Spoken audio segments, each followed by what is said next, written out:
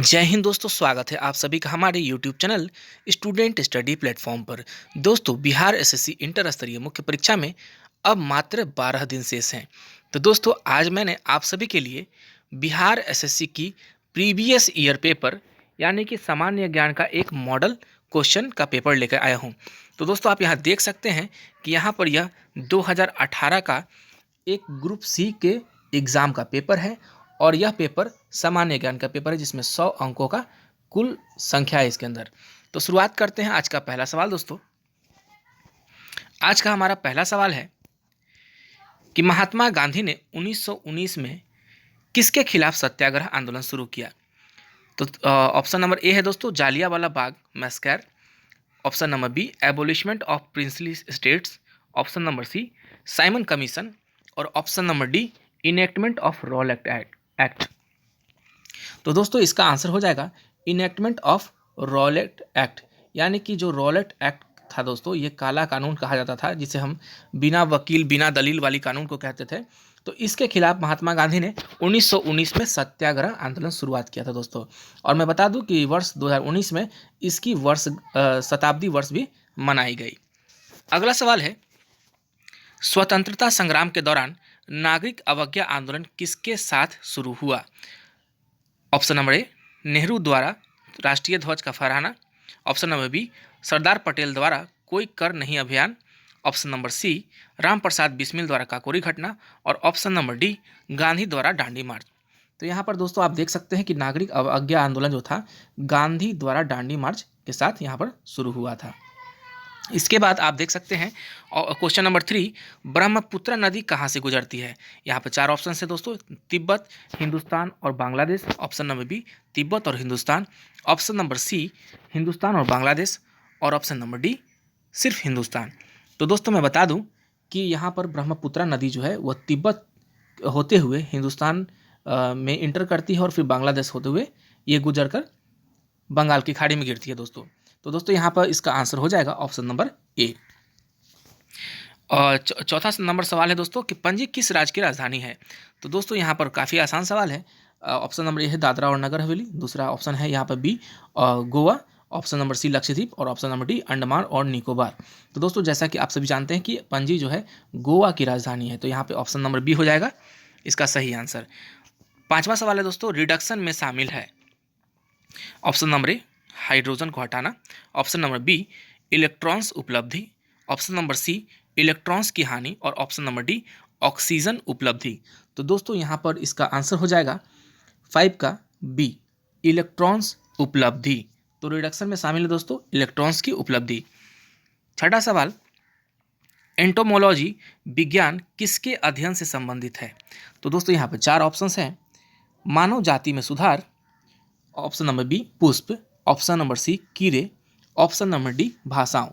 तो दोस्तों, यहाँ इसका आंसर हो जाएगा एंटोमोलॉजी जो है वह कीड़ा विज्ञान से संबंधित है। कीड़ों के अध्ययन को एंटोमोलॉजी कहा जाता है। उसके बाद 7वां सवाल है दोस्तों, डोनियो पोलो स्थानीय धर्म है जो कि माना जाता है कि कुछ आदिवासी जातियों द्वारा वो किस राज्य में है? तो दोस्तों, यहाँ पे डोनियो पोलो की बात जो चल रही है, किस धर्म से है और ये कौन से जो है राज्य से है?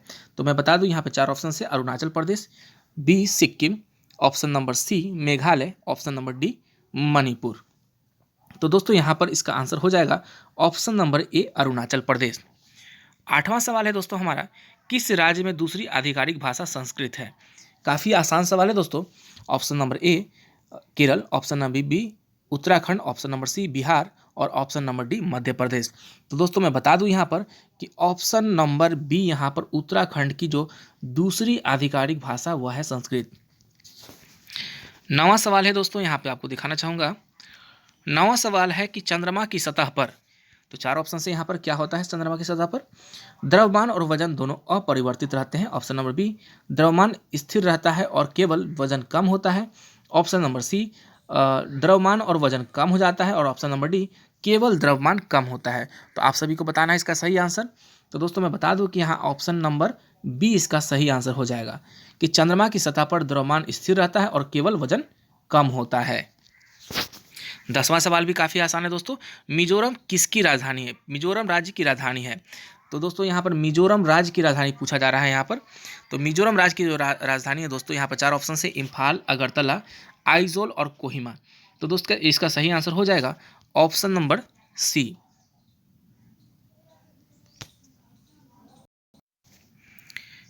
इसके बाद है 11वां सवाल दोस्तों, संतोष ट्रॉफी जुड़ा हुआ है।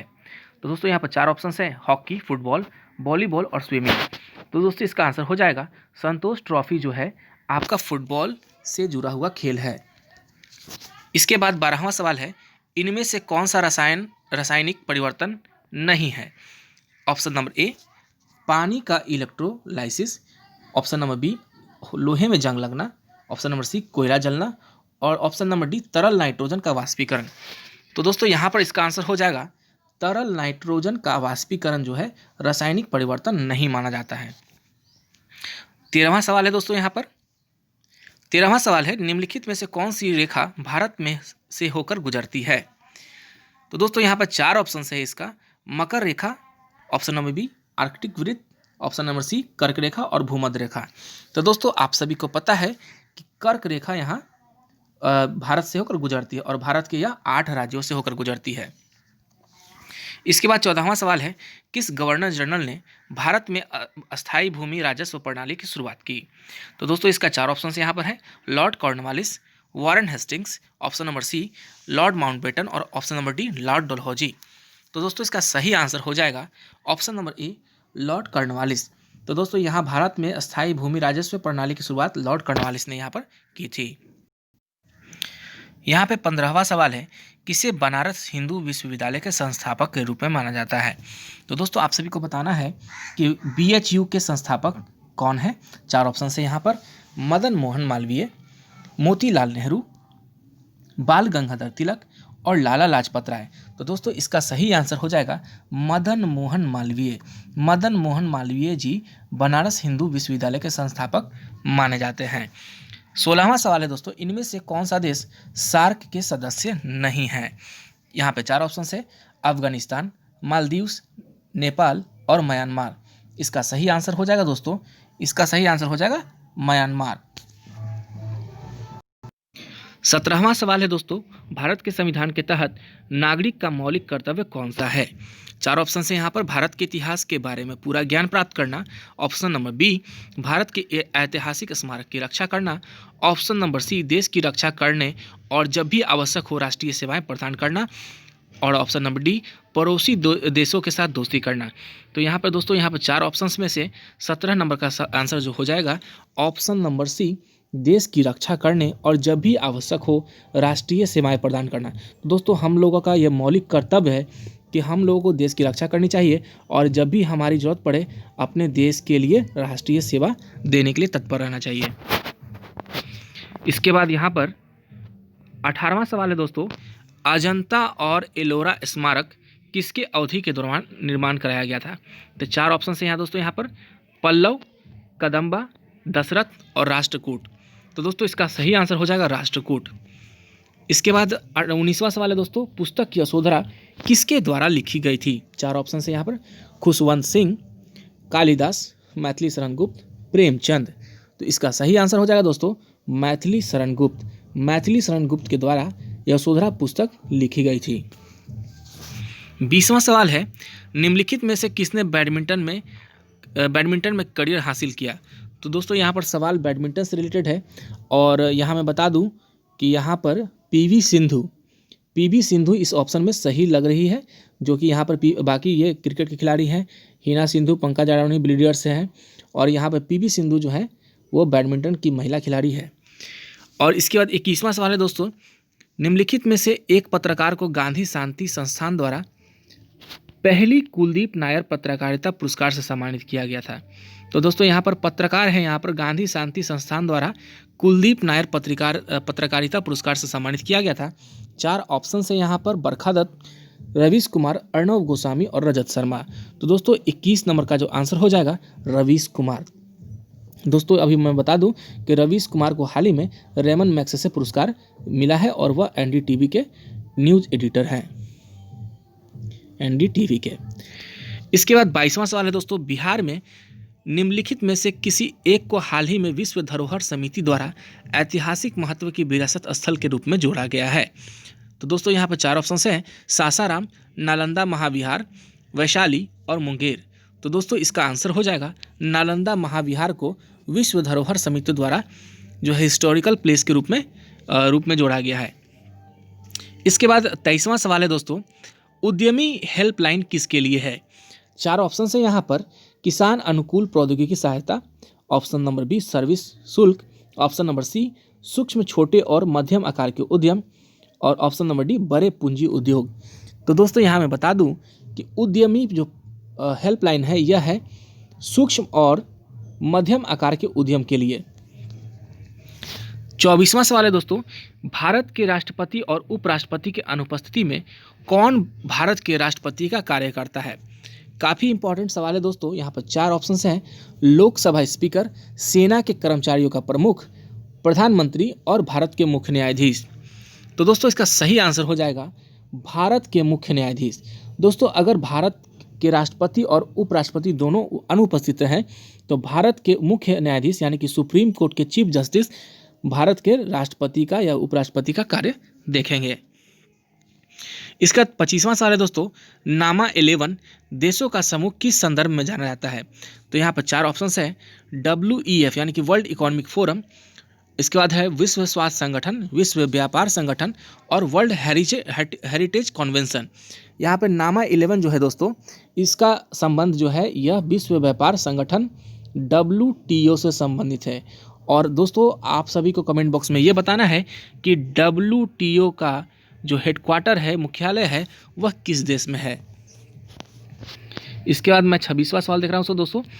26वां सवाल, रात का अंधापन किसकी कमी के कारण होता है? यानी कि नाइट ब्लाइंडनेस किस विटामिन की कमी के कारण होता है? 4 ऑप्शन है, vitamin D, vitamin B12, vitamin A और विटामिन सी। तो दोस्तों इसका सही आंसर हो जाएगा विटामिन ए। 27वां सवाल है, नीली क्रांति किससे संबंधित है?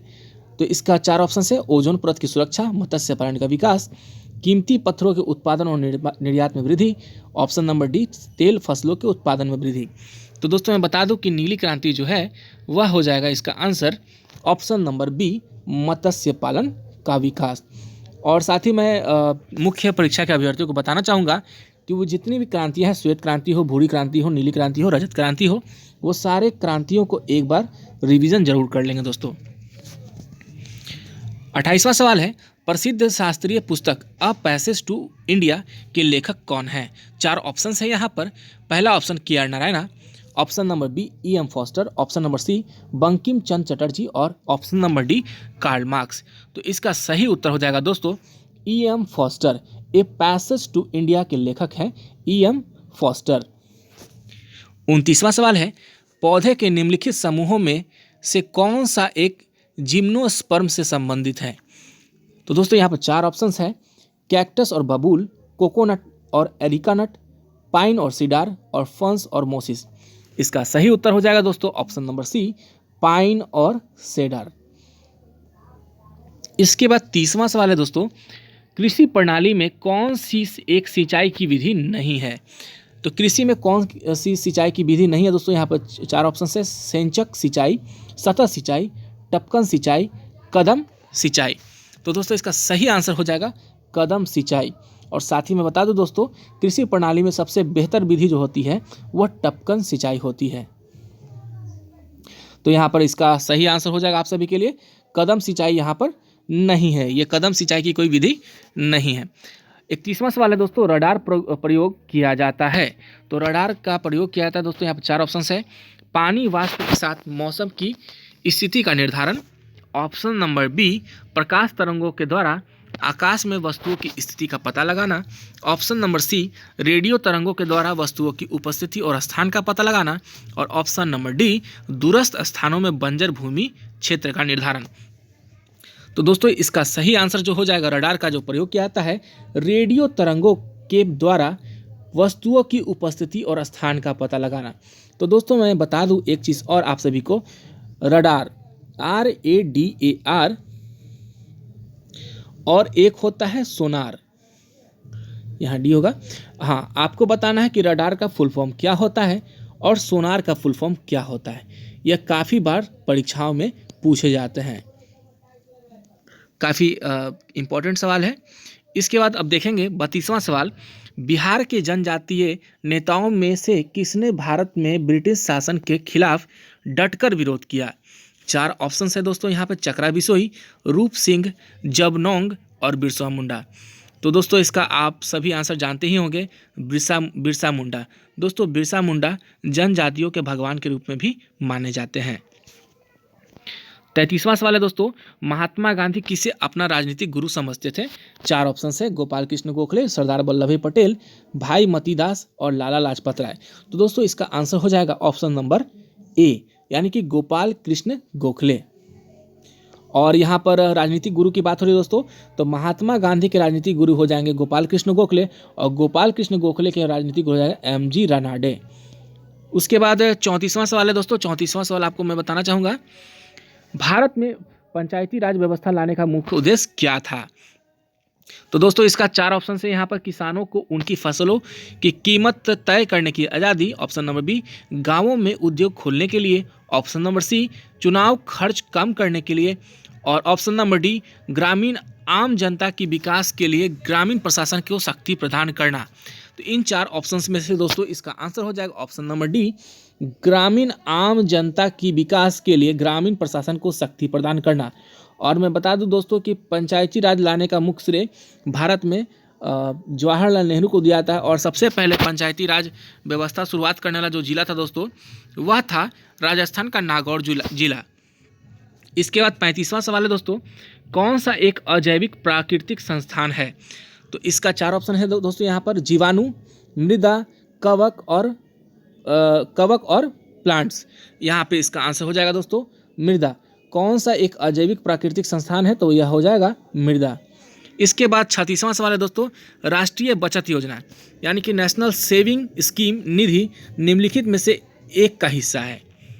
तो इसका 4 ऑप्शन है यहाँ पर, भारत के लोक लेखा, मालिकाना निधि, प्रधानमंत्री राहत निधि और भारत के आकस्मिक निधि। तो राष्ट्रीय बचत योजना जो दोस्तों यहाँ पर इसका आंसर हो जाएगा ऑप्शन नंबर ए, भारत के लोक लेखा।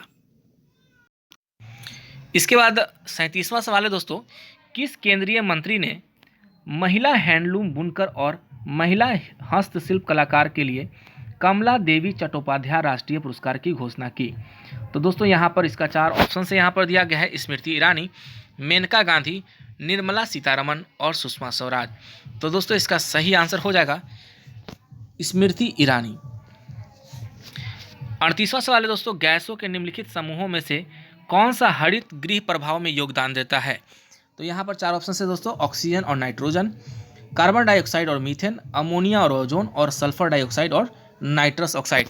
तो दोस्तों यहाँ पर 38वां का जो आंसर हो जाएगा, यहाँ पर कार्बन डाइऑक्साइड और मीथेन जो यहाँ पर है ये हरित गृह प्रभाव में योगदान देता है दोस्तों।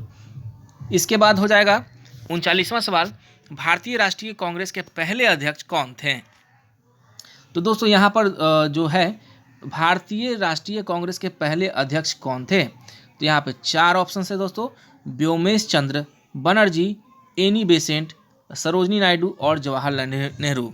तो दोस्तों इसका सही आंसर हो जाएगा व्योमेश चंद्र बनर्जी। व्योमेश चंद्र बनर्जी भारतीय राष्ट्रीय कांग्रेस के पहले अध्यक्ष थे। और दोस्तों मैं बता दूं कि ए.ओ. ह्यूम के द्वारा आईएनसी की स्थापना की गई थी, और पहले जो थे वो व्योमेश चंद्र बनर्जी इसके अध्यक्ष थे।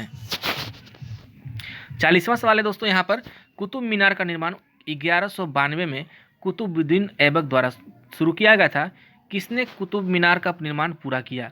तो दोस्तों कुतुबुद्दीन ऐबक के द्वारा 1192 में इसका शुरुआत किया गया था, और इसका निर्माण किसने पूरा करवाया। तो इसका 4 ऑप्शन है यहाँ पे, रजिया सुल्तान, इल्तुतमिश, गयासुद्दीन बलबन और option number D, Ibrahim Lodi.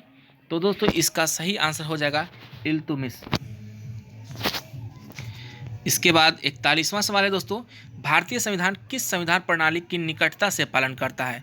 तो दोस्तों जैसा कि आप सभी जानते हैं कि भारतीय संविधान कहीं ना कहीं अलग अलग देशों से कुछ कुछ लिया गया है। तो दोस्तों यहाँ साफ साफ लिखा गया है कि भारतीय संविधान किस संविधान प्रणाली को निकटता से पालन करता है। तो दोस्तों 4 ऑप्शन है यहाँ पर, यूएसए, स्विट्जरलैंड, रसिया और यूके। और इसका सही आंसर हो जाएगा दोस्तों यूके, यानी कि यूनाइटेड किंगडम के संविधान प्रणाली को हमारा देश भारत निकटता से पालन करता है। इसके बाद 42वां सवाल, जापानी एंसीफेलाइटिस किसके माध्यम से फैलता है? तो दोस्तों यहाँ पर ये जापानी एंसीफेलाइटिस जो है, यहाँ पर 4 ऑप्शन है।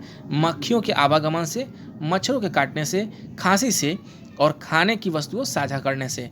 तो दोस्तों इसका सही आंसर हो जाएगा मच्छरों के काटने से। इसके बाद 43वां सवाल है दोस्तों, सुरक्षा की दृष्टि से घरेलू विद्युत आपूर्ति के लिए मेंस में उपयोग की जाने वाली धातु में निर्मित फ्यूज तार की। तो दोस्तों यहाँ पर 4 ऑप्शन हैं। गलनांक उच्च होनी चाहिए, गलनांक निम्न होनी चाहिए, उच्च प्रतिरोध होनी चाहिए, उच्च विशिष्ट ऊष्मा होनी चाहिए। तो सुरक्षा की दृष्टि से जो दोस्तों यहाँ पर घर की जो विद्युत आपूर्ति होती है, तो उसमें क्या जो उपयोग करने वाली जो धातु होती है उसका फ्यूज तार कैसी होनी चाहिए? तो यहाँ पर इसका आंसर हो जाएगा दोस्तों 43वें का ऑप्शन नंबर बी, गलनांक निम्न होनी चाहिए। अगर गलनांक उच्च होगा दोस्तों तो तुरंत हमारा फ्यूज जो है वो उड़ जाएगा और हमारी विद्युत आपूर्ति घर की चली जाएगी। इसका 44वां सवाल है दोस्तों, इनमें से कौन रॉलेट अधिनियम 1919 के बारे में सच है? तो जैसा कि मैंने सबसे पहले सवाल में बताया था कि रॉलेट एक्ट को काला कानून कहा जाता है और इसे बिना वकील बिना दलील वाली कानून कही गई थी। तो दोस्तों यहाँ पर 4 ऑप्शंस दिए गए हैं। यह कानून को अपनी पसंद की फसलों को विकसित करने के लिए अधिकृत करता है। इसने सरकार को कानून की अदालत में मुकदमे के बिना किसी व्यक्ति को गिरफ्तार और कैद करने के लिए अधिकृत किया। यह सरकार को संविधान में सुधार करने के लिए अधिकृत करता है। ब्रिटिश सरकार और ईस्ट इंडिया कंपनी द्वारा नियंत्रण की दोहरी प्रणाली। तो दोस्तों इसका सही आंसर आप सभी को पता चल गया होगा कि ऑप्शन नंबर बी, इसने सरकार को कानून की अदालत में मुकदमे के बिना, यानी कि बिना वकील बिना दलील, और यहाँ पर जो बताया मैंने, यहाँ पर व्यक्ति को गिरफ्तार करने और कैद करने की अधिकृत किया। यानी कि रॉलेट एक्ट कानून को काला कानून इसलिए कहा गया था दोस्तों कि यहाँ पर 1919 में जब ये कानून लागू किया गया था, उसमें साफ साफ कहा गया था कि किसी भी आदमी को अगर वो ब्रिटिश सरकार के खिलाफ कुछ भी ऐसा कर रहा है तो उनके खिलाफ कोई मुकदमा नहीं किया जाएगा, सीधे उन्हें गिरफ्तार और कैद कर लिया जाएगा। 45वां सवाल है दोस्तों, जम्मू और कश्मीर राज्य में पोम्पोर अपलैंड एक अनुकूल खेती क्षेत्र है। तो दोस्तों आपको बताना है कि पोम्पोर अपलैंड जो खेती क्षेत्र है किस चीज़ के लिए ये अनुकूल है? तो दोस्तों 4 ऑप्शन है यहाँ पे, इलायची का, सेब का, खुबानी का और केसर का। तो दोस्तों यहाँ पर सही आंसर हो जाएगा केसर का। दोस्तों हम सभी जानते हैं कि जम्मू एंड कश्मीर में केसर की जो खेती बहुत अच्छी होती है और पोम्पोर अपलैंड इसके लिए अनुकूल खेती का क्षेत्र है। 46वां सवाल है दोस्तों, चरक संहिता का काम किस पर था? तो इसका 4 ऑप्शन है, पूजा करने की तरीका, ज्योतिष, भारतीय संस्कृति और दवाई। तो यहाँ पे इसका सही आंसर हो जाएगा दोस्तों, चरक जो थे वह दवाई के लिए और चरक संहिता जो था दवाई के लिए काम किया जाता है। इसके बाद 47वां सवाल है दोस्तों, 47वां सवाल है, एलपीजी यानी कि लिक्विफाइड पेट्रोलियम गैस एक हाइड्रोकार्बन है जिसमें मिश्रण होता है। तो एलपीजी में क्या का मिश्रण होता है दोस्तों? काफ़ी महत्वपूर्ण सवाल है। मीथेन और प्रोपेन, इथेन और ब्यूटेन, मीथेन और इथेन और प्रोपेन और ब्यूटेन। इन 4 ऑप्शंस में से दोस्तों इसका सही आंसर हो जाएगा प्रोपेन और ब्यूटेन का ये मिश्रण होता है एलपीजी। एलपीजी का इस्तेमाल हमारे घरेलू उपयोग यानी कि घरेलू सिलेंडर में किया जाता है। इसके बाद 48वां सवाल है दोस्तों, निम्नलिखित में से एक प्राकृतिक संसाधनों द्वारा प्रदान की जाने वाली पारिस्थितिकी तंत्र सेवा है। 4 ऑप्शन है यहाँ पर, परागण, फसल उत्पादन, दुग्ध उत्पादन और बागवानी। और इसका सही उत्तर हो जाएगा दोस्तों परागण। प्राकृतिक संसाधनों द्वारा प्रदान की जाने वाली पारिस्थितिकी तंत्र सेवा है जो परागण। इसके बाद 49वां सवाल है दोस्तों, 49वां सवाल है, ये संविधान का सवाल है और ये सवाल है, मौलिक अधिकार के प्रवर्तन के लिए विशेष जिम्मेदारी किसके पास है? तो यहाँ पर देख सकते हैं सवाल का ये मतलब है दोस्तों, मौलिक अधिकार के परिवर्तन के लिए विशेष जिम्मेदारी किसके पास है? 4 ऑप्शन है यहाँ पे, सर्वोच्च न्यायालय, उच्च न्यायालय, प्रधानमंत्री, राष्ट्रपति और संसद। 4 ऑप्शंस में यहाँ सही हो जाएगा दोस्तों सर्वोच्च न्यायालय। जैसा कि यहाँ पर लिखा गया है कि मौलिक अधिकार, तो दोस्तों हमारे जो मौलिक अधिकारों की रक्षा करता है वो सर्वोच्च न्यायालय हमारी रक्षा करता है दोस्तों। इसके बाद 50वां सवाल है दोस्तों, जाइलम और फ्लोएम विकसित होते हैं। तो जाइलम और फ्लोएम जो विकसित होते हैं दोस्तों, यहाँ पर 4 ऑप्शन है, अंतः त्वचा यानी कि एंडोडर्मिस, मज्जा यानी कि पित्त से, वल्कुट से और एधा यानी कैम्बियम से। दोस्तों यहाँ 4 ऑप्शंस में से इसका सही आंसर हो जाएगा जाइलम और फ्लोएम जो विकसित होते हैं वो एधा यानी कि कैम्बियम से विकसित होते हैं। तो दोस्तों आज के लिए बस इतना ही। अगले सेट में मैं यहाँ पर 51 के बाद जितने भी सवाल है 100 तक उसका यहाँ पर डिस्कशन कराऊंगा। तो दोस्तों मैं बता दूं कि ये सवाल एक बार आप ज़रूर देखिएगा, क्योंकि ऐसे ही सवाल आपके बिहार एसएससी इंटर स्तरीय मुख्य परीक्षा में पूछे जाएंगे। और ज़रूरी नहीं कि यही सवाल पूछे जाएंगे, इससे रिलेटेड आप सवाल की तैयारी कीजिए। आप सभी के पास 12 दिन है और मैं बता दूं कि यही सवाल इसी पैटर्न पे रहेंगे। तो जैसे कि आपको मैंने यहाँ पर जैसे कुतुब मीनार की बात की, तो इसी तरीके के आपको कुछ और सवाल इससे रिलेटेड आपको पढ़ने होंगे, जैसे कि भारतीय राष्ट्रीय कांग्रेस के पहले अध्यक्ष कौन थे। तो इसी प्रकार आपको ये भी पूछा जाएगा कि भारतीय राष्ट्रीय कांग्रेस के मुस्लिम अध्यक्ष पहले कौन थे। तो इस तरह का सवाल आप प्रैक्टिस करके जाइएगा दोस्तों। तो दोस्तों आप सभी को ये सेशन कैसा लगा आप सभी हमें ज़रूर बताइएगा। और साथ ही दोस्तों आप हमारे चैनल को सब्सक्राइब कीजिएगा, क्योंकि बिहार एसएससी इंटर स्तरीय मुख्य परीक्षा की तैयारी हमारे चैनल पर अभी कराई जा रही है। तो दोस्तों आप सभी को बहुत बहुत धन्यवाद।